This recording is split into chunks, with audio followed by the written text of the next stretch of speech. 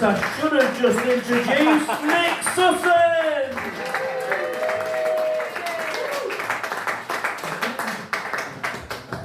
I let him off, he's had a few free runs that he brought in. Good evening, guys. How you doing? You alright? Yeah! Whoa! Smashing. Now I know what you're thinking, looking at me, wow, I bet he's a powerful athlete. I really hope he don't challenge me to a race. Well, listen, it's a birthday party, I'm not going to be like your worst uncle, let's not talk about race.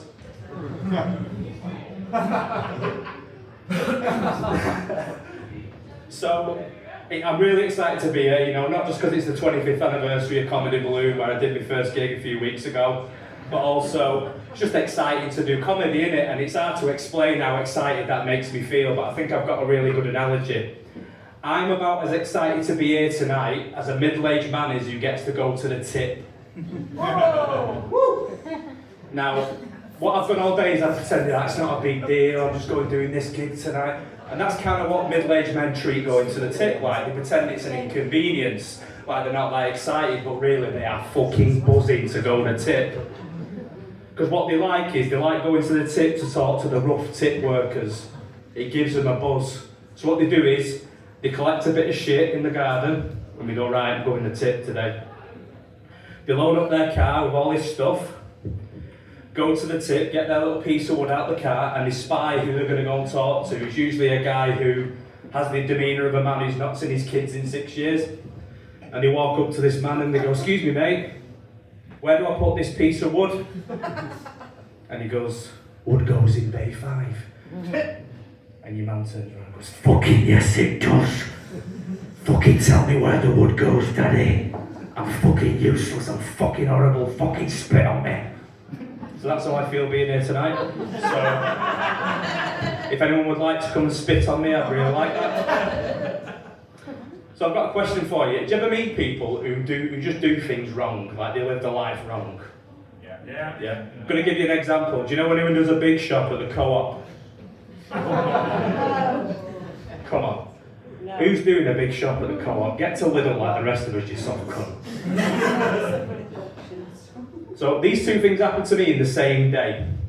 So I went to my local post office, and as I'm waiting in the queue, there's a little advertisement for post office broadband. And I thought, who the fuck is buying post office broadband? It's not where you buy your broadband, is it? No one's going there thinking, that's the one I'm going to go with. I think it'd be really funny if Postman came and installed it. As part of their route, they have to multi-skill.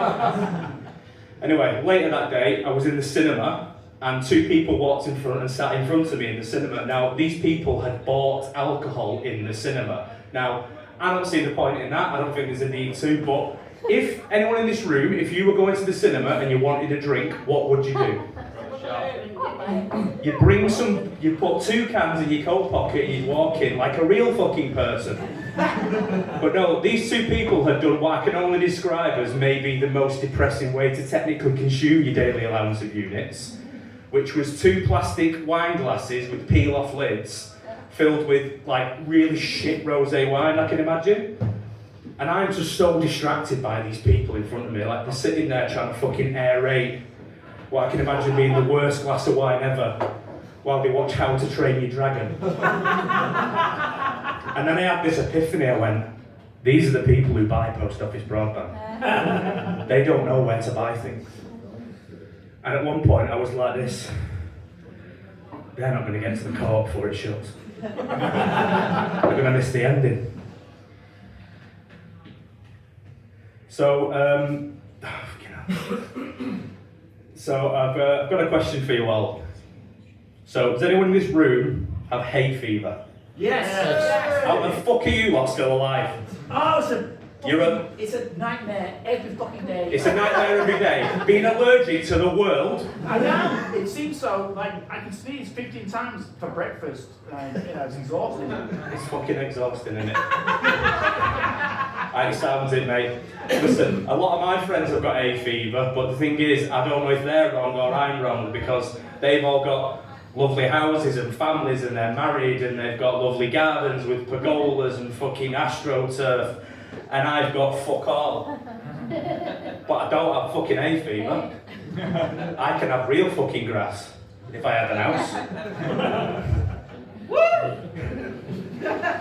Completely forgot what I'm doing.